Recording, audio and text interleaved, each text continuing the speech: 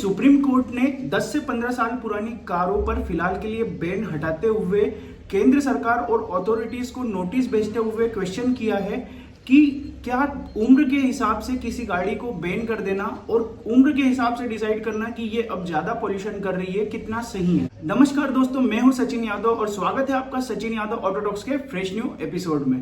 So guys, आज की इस वीडियो में बात करेंगे ये 10 से 15 साल पुरानी कारों पर जो बैन लग रहा है पूरे नेशन वाइड या दिल्ली में जो लगा था और अब बाकी स्टेट्स भी जो है पीछे पीछे चल पड़े हैं उस राह पर। तो क्या ये पॉलिसी सही है या गलत है, इसके बारे में आज डिटेल्ड बात करेंगे। सो गाइस, सबसे पहले बात करते हैं कि why this policy is illogical. बात ये है कि अगर मान लो कोई डीजल कार बढ़िया से मेंटेन्ड है और कम चली है, मान लो कि 30,000 किलोमीटर चली है 10 साल में, हाईली मेंटेन्ड है, प्रॉपर कंडीशन में है, साथ ही फिटनेस लेवल भी अच्छा है, तो क्या सिर्फ इसलिए उसको बैन कर दिया जाए क्योंकि 10 साल से एक दिन ज्यादा हो गया है? नहीं ना, ये पॉलिसी कितनी इलॉजिकल है। वहीं अगर 15 साल तक किसी गाड़ी को किसी ने रखा हुआ है, मान लो उसका यूज कम है, और जैसे मेरी पर्सनल कार जो है वैगन आर, वो 8 साल चली है और उसमें मात्र 30,000 किलोमीटर वो अब तक चल चुकी है, तो इसका मतलब कि वो अगर 15 साल हो जाते हैं और मान लो वो 50,000 किलोमीटर ही चल पाती है, लेकिन सिर्फ इसलिए क्योंकि उसको 15 साल हो गए हैं, क्या आप उसको बैन कर देंगे और कह देंगे कि ये पॉल्यूशन करने लगी है? तो उस हिसाब से जो है ये पॉलिसी बड़ी इलॉजिकल है। यानी आप डिसाइड कीजिए किस बेसिस पे, कार्स के एमिशन पे, कार्स की कंडीशन पे, कार्स के मेंटेनेंस पे और कितना चलिए उस पर, ना कि इस बात पर कि वो कितनी उम्र की है, कितनी एज की है। तो आगे बढ़ते हैं, अब बात करते हैं एज वर्सेस पॉल्यूशन की जो है रियलिटी। अब एक गाड़ी जो है 5 साल में 1 लाख किलोमीटर चली है, मान लो, जो कि ओला, उबर या टैक्सी में चलती है, तो क्या वो कम पॉल्यूशन करेगी? और जो एक गाड़ी है वो चली है 10 साल लेकिन 30,000 किलोमीटर, जो कि हाईली मेंटेन्ड है, कम चलने के बाद, और बढ़िया फिटनेस लेवल है उसका, और ना ही पॉल्यूशन कर रही है, तो सिर्फ इस कारण से क्योंकि वो 10 साल पुरानी है, वो पॉल्यूशन करने लगी है, उसको बैन कर दिया गया। तो ये कितना सही है? बिल्कुल गलत है मेरे हिसाब से पर्सनली। ये तो पैरामीटर बिल्कुल गलत साबित हो गया। तो असली फैक्टर क्या होता है डिसाइड करने का कि कोई गाड़ी फिटनेस है या नहीं, उसका पॉल्यूशन लेवल कितना है या नहीं, उसका लेवल आप कैसे मेजर करेंगे? उसके एमिशन लेवल के बेस पे, उसकी कंडीशन के लेवल पे, उसकी सर्विस हिस्ट्री के बेस पे, ना कि उसकी एज के बेस पे। तो इसी बात पर सुप्रीम कोर्ट ने भी ध्यान देते हुए कहा है कि भाई अगर किसी गाड़ी को आपको चेक करना है तो इन बेसिस पर चेक कीजिए ना कि इस बेसिस पे कि एज कितनी हो चुकी है उनकी, इस आधार पर ब्लैंकेट बैन कर दिया जाए कि 10 साल पुरानी डीजल गाड़ियां हम बिकने ही नहीं देंगे। अब आगे बात करते हैं कि अगर आपको एज के आधार पर ही बैन करना था तो फिर आप पीयूसी कार्ड क्यों लेके आए? पीयूसी कार्ड जो कि एक नॉर्मल आदमी को बनवाना पड़ता है पैसे देके, बिना किसी प्रॉपर जांच के पीयूसी कार्ड दे दिया जाता है और फिटनेस बता दी जाती है गाड़ी की।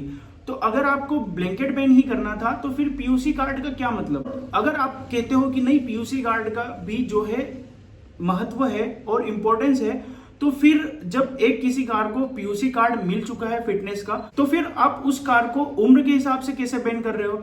और अगर आपको उम्र के हिसाब से ही तय करना है तो फिर पीयूसी का क्या मतलब? अब बात करते हैं कि मिडिल क्लास पर इसका इंपैक्ट क्या होता है। तो मिडिल क्लास पर इंपैक्ट इसका ऐसे पड़ता है कि मान लो अगर कार कोई आपने ली है लॉन्ग टर्म के लिए, और जो कि आप अच्छे से मेंटेन कर रहे हो, टाइमली उसकी सर्विस करवा रहे हो, और मेंटेनेंस भी प्रॉपर है, साथ ही फिटनेस भी उस कार की प्रॉपर है, बढ़िया एमिशंस है, बढ़िया जो है फिटनेस है, और बढ़िया उसका इंजन कंडीशंस भी है, यानी कि पॉल्यूशन वो कम कर रही है, तो सिर्फ इस आधार पर कि वो 10 साल चल चुकी है वो गाड़ी हो जाएगी बैन, और फिर वो उसकी रेट्स आपको देखने को मिलेगी डाउन साइज में और काफी कम कीमतों में जो है आपको उसको बेचनी पड़ेगी।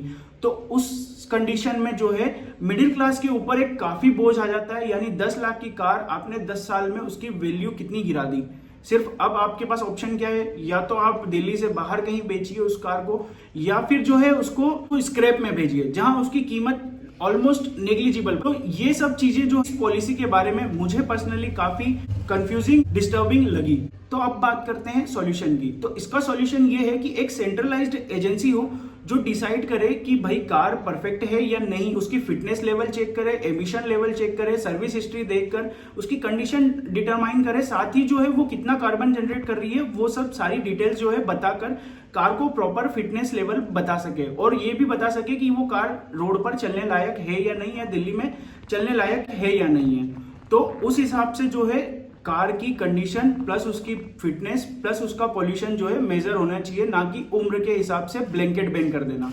सो गाइज, मेरा पर्सनल ये ओपिनियन था इस पॉलिसी के बारे में। आप सबकी अपनी क्या राय है कमेंट सेक्शन में जरूर बताइएगा अपने ओपिनियन का। साथ ही शेयर कीजिएगा अपने दोस्तों के साथ जो अभी तक ये सोच रहे थे कि ये कार बैन हो गई है, अब इसकी वैल्यू 0 हो गई है, तो हमें इसको सस्ते रेट्स में बेचना होगा, क्योंकि अभी फिलहाल के लिए ये बैन हट चुका है, तो वो निश्चिंत हो जाए। और साथ ही सब्सक्राइब कर दीजिएगा सचिन यादव ऑटोटॉक्स को, ताकि ऑटोमोबाइल से रिलेटेड सारी न्यूज व्यूज रिव्यूज आपको मिलते रहे, और बेल नोटिफिकेशन भी दबा दीजिएगा ताकि कोई भी अपडेट आपसे छूटे ना। सो गाइस, इस वीडियो में इतना ही। मिलते हैं ऑटोमोबाइल से रिलेटेड किसी नेक्स्ट वीडियो में। तब तक के लिए bye bye, take care, Vande Mataram. Thanks for watching.